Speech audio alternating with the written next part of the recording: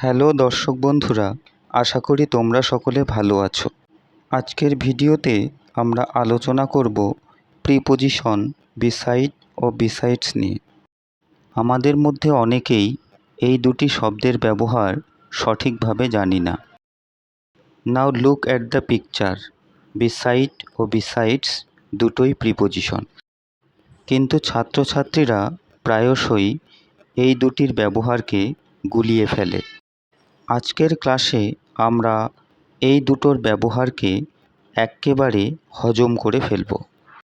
Beside কথাটির অর্থ হলো পাশে। স্ক্রিনে লক্ষ্য করলে দেখতে পাবো একটি বালিকার পাশে একটি গাড়ি রয়েছে। তাহলে এক্ষেত্রে আমরা বলতে পারি there is a car beside the girl, অর্থাৎ মেয়েটির পাশে একটি গাড়ি রয়েছে। এবার পরের চিত্রটি লক্ষ্য করো। বিসাইডস শব্দটির প্রিপোজিশনাল অর্থ হলো ছাড়া বা ব্যতীত।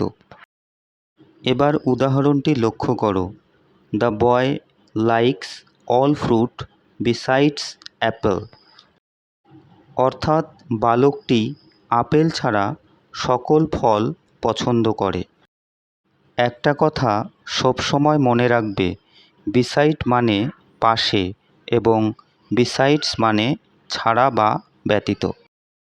তোমরা চটপট স্ক্রিনে দেওয়া ক্লাস ওয়ার্কটি করে ফেলে কমেন্ট সেকশনে পাঠিয়ে দেবে।